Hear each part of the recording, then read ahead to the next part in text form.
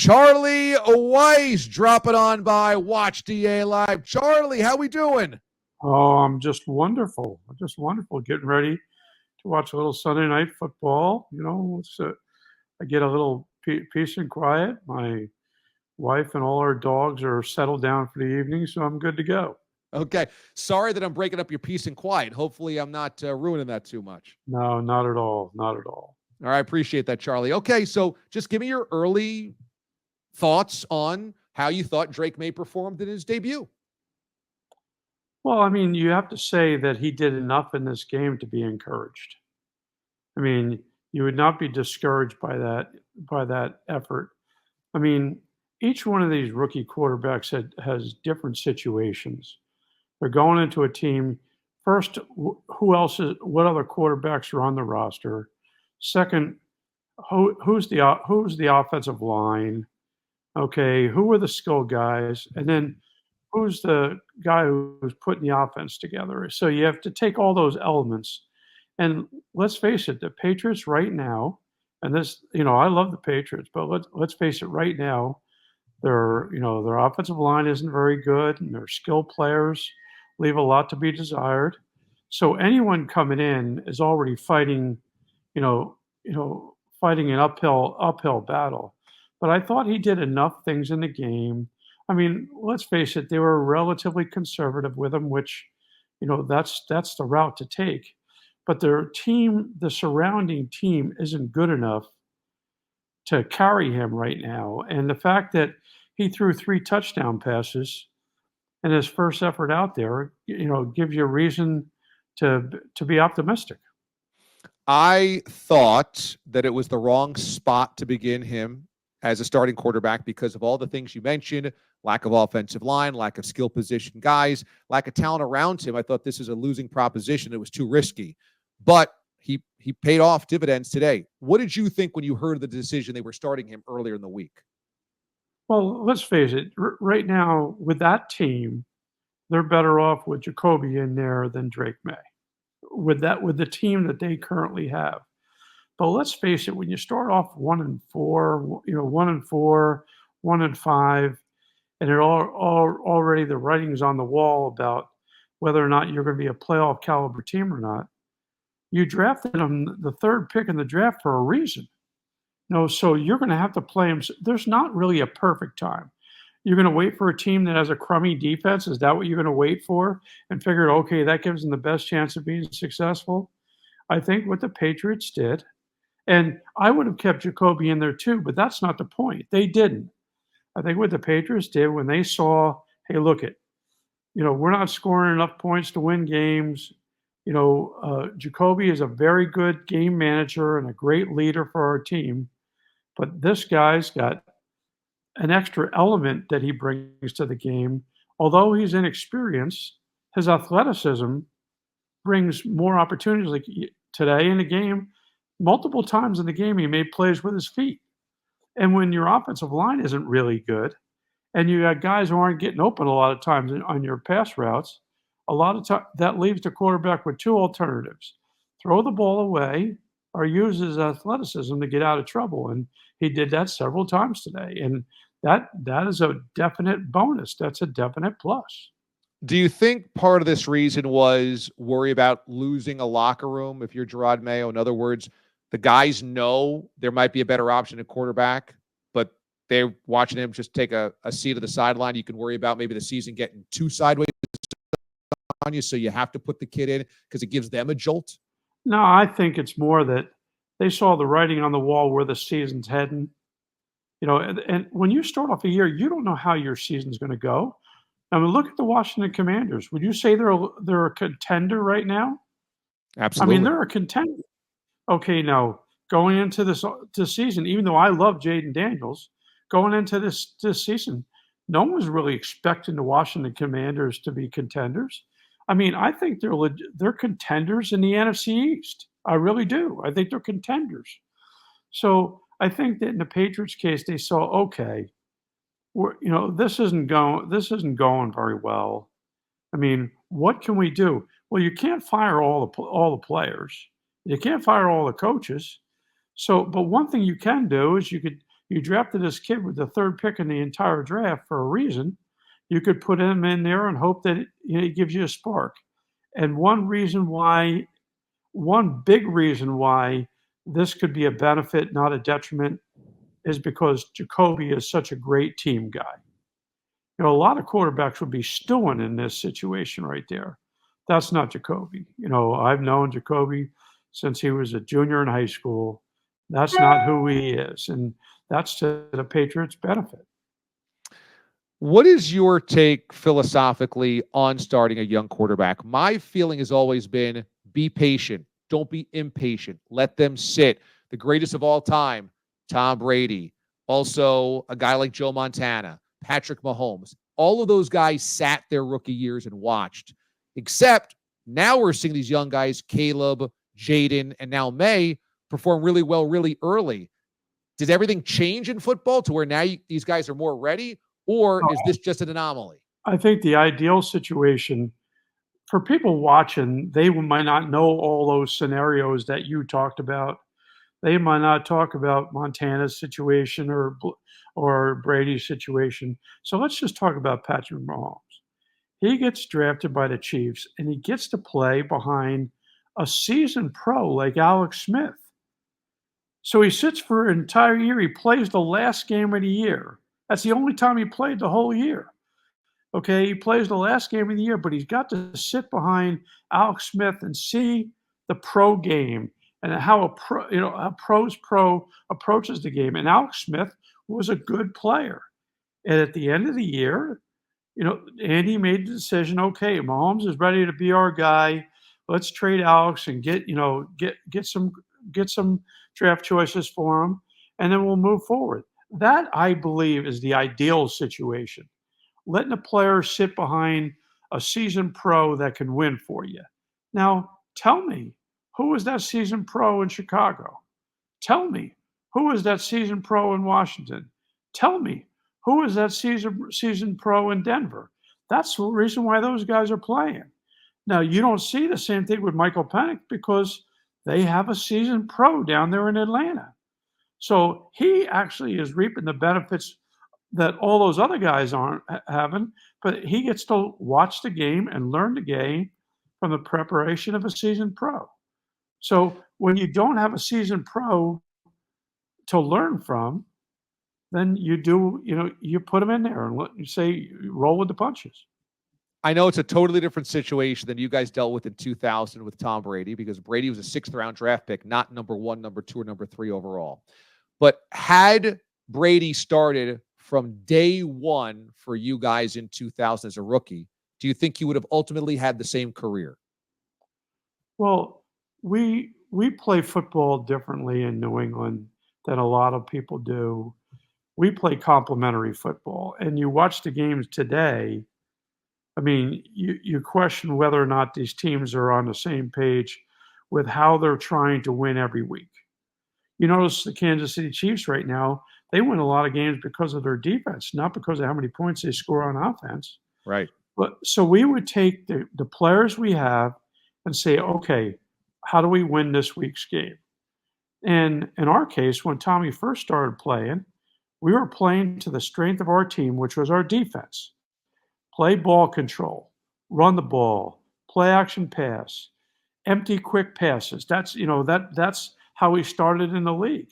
And as he grew and got better and better, we did more and more. And I think that complementary football has almost become taboo. We don't even talk about it anymore.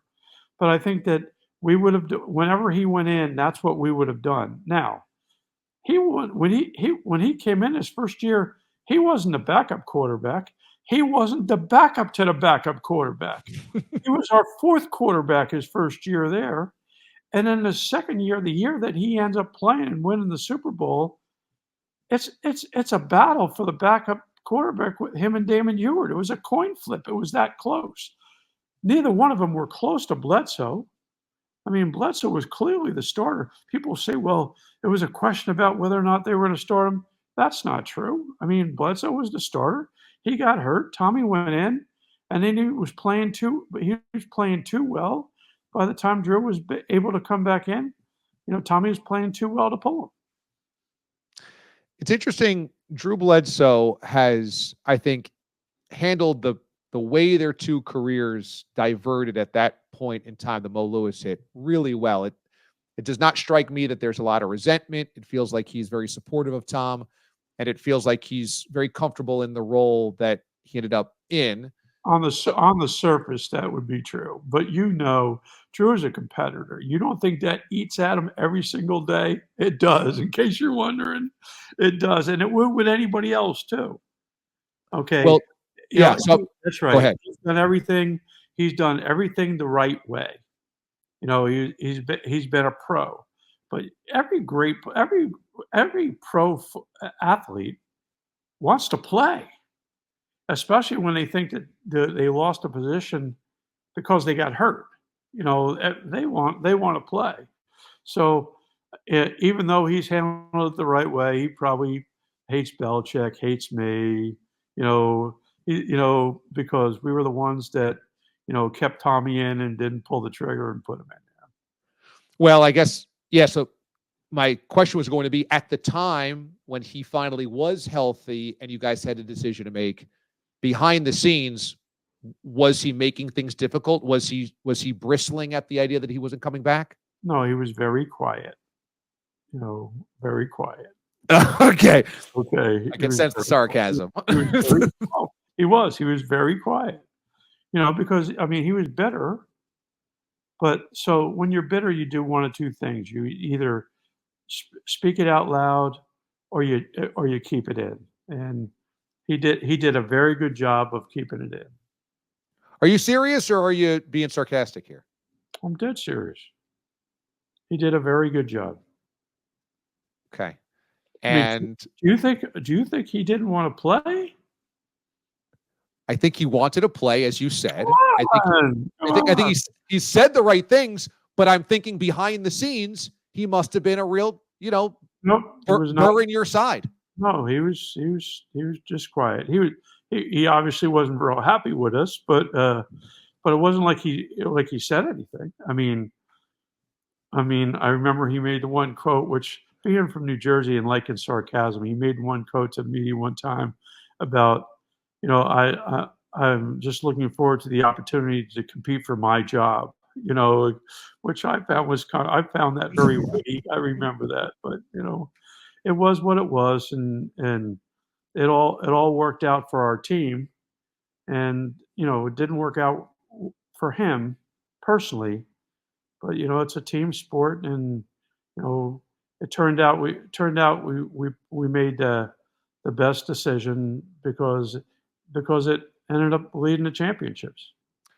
Did both you and Bill have the same amount of confidence that you had to stay with Tom even when Drew was healthy, or did one of you have more confidence and the other one have a little bit of a question mark? It was a very short conversation. There was no disagreement. None. Now remember, Bill, it's Bill's the boss. Bill gets to make the call. I can give my input, but Bill makes the call. So let me not act like I'm the truth slayer. He said, "What do you think?" And I said, "I think Brady." And he goes, "I 100% agree," and that was it. It wasn't a long conversation. Yeah, it wasn't a long conversation.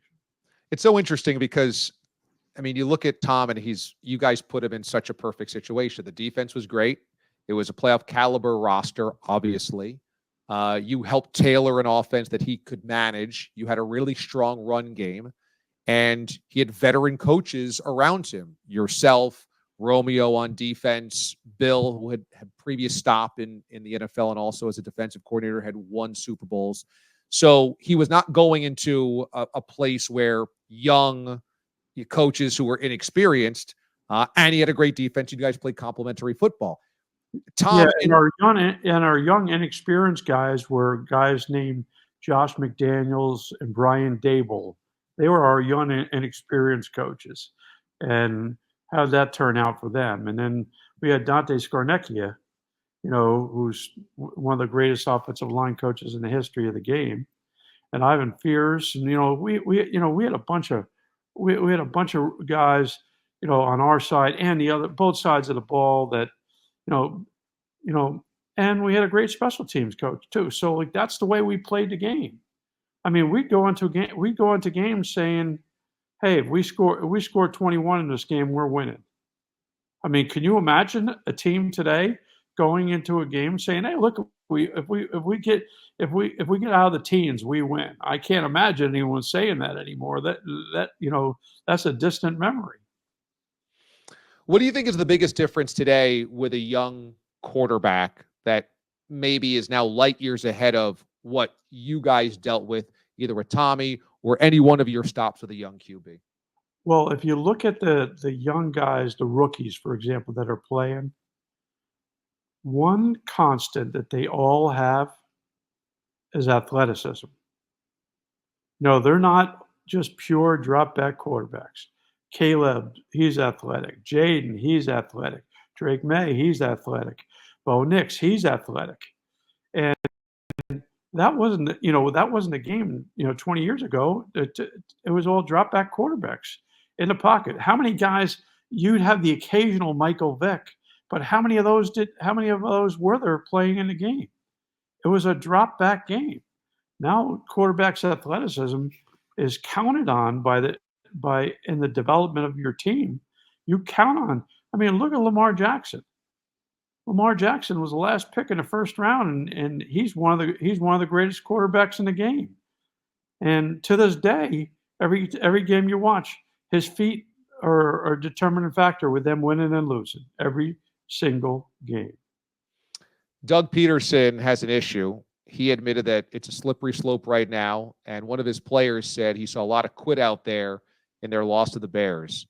How delicate right now is the situation for Doug? And can you get back a locker room if guys are already talking about watching their teammates quit on the team? Well, when you lose, when the veteran leaders of your team don't lead the team, then you really don't have much of a chance.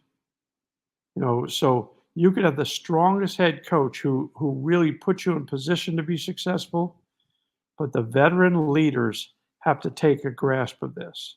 And if they don't, then there's no chance. Because they're one and right now, not and Houston's rolling along with only one loss. I mean, that division is already out of reach for them. Now, they're just fighting to try to stay alive. And I think it's really, really important that not only the coaching staff, but the veteran leaders all rally the troops. Because if you don't have both elements, I'm talking both elements, the coaching staff and the veteran leaders, then you got no chance. You surprised Bill didn't get a coaching job this year? I don't know all the idiosyncrasies of what exactly he was looking for or what they were looking for. I mean, let's face it, probably the greatest coach in our lifetime. He probably is. But you don't know the little idiosyncrasies, like why did he not get hired in Atlanta? I do not know that. Now, I know all the hearsay. I know what I've heard, but I'm just like you. You and I have probably heard the same things. I mean, we probably heard the same things. But, there were a bunch of jobs open, and I'd be very surprised. Even though he's looking like he's living a pretty happy life right now. If I were him, I wouldn't go back into coaching because he looks like he's pretty happy. But knowing him, even though he's in the 70s, I think he's young. He's young in his 70s, and I'd be very surprised if he isn't on the sideline somewhere next year. But he also wants that all times win record, right? He wants the shoe. I would think that, I wouldn't say he's selfish, but I think that he's an NFL history buff. And although he's already created a lot of history himself, I think getting to that one, would probably be pretty important. Final question. What's wrong with Deshaun Watson? I was speaking before the season started to the people out in Cleveland, and they were asking me about the Browns, and I said, You know, Deshaun Watson just can't be good. He's got to be better than good because you play in a division. And let's keep the Steelers out of this for right now. Let's just talk about the Ravens and the Bengals. Okay, the Ravens and the Bengals have two quarterbacks that are MVP caliber quarterbacks. Wouldn't you agree? Yep. Okay, they're both MVP caliber quarterbacks. Well, if Deshaun Watson doesn't play on that level, then Cleveland's got no chance. They got no chance. And I said that he can't just be good for Cleveland to be because the division is too competitive. You look at the Steelers are as competitive as anyone because they play the old-fashioned way. Okay, they run the ball, they play good defense, they throw it when they have to.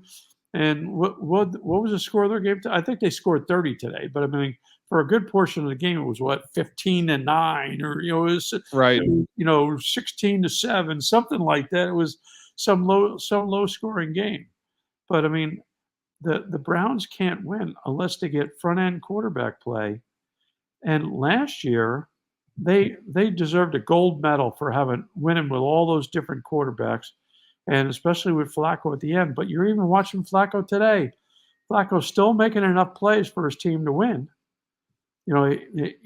He's even at his age, he's still making plays. Well, Deshaun Watson has to be able to carry the team, and right now, there's no evidence that he can do that. This is such a great conversation. I could pick your brain about NFL history and schematics and quarterbacking forever. I want to thank you very much for disrupting a very quiet night for you for a few minutes with us to chat. Hold it. I have to blame Louis Gold for this one now. I mean, he nagged me for 2 weeks for me to do this, so I won't be mad at you, but I will tell Louis he owes me a chip. Lou is my executive producer on the Sirius XM morning show, and he did me a solid by getting you on the show. And I wanted to let you know that on behalf of me, you will be receiving a bottle of Santo Blanco tequila. This is Guy Fieri and Sammy Hagar's signature tequila. It is delicious. It is smooth. It is, it's my favorite tequila out there, and I'm a tequila fan. So I will be personally sending you a bottle of Santo Blanco tequila for joining us tonight on the show. And it will go right to my wife because I drink nothing but light beer. Okay. I know my limits. Okay, a couple of light beers, and that about does me right. Well, this is for Mrs. Weis then, and next time I see you, I'll get you a case of Coors Light. Sounds good? I'll take it. Okay, Charlie, thanks so much for joining us. This was awesome. Appreciate it very much. You're welcome. Take care.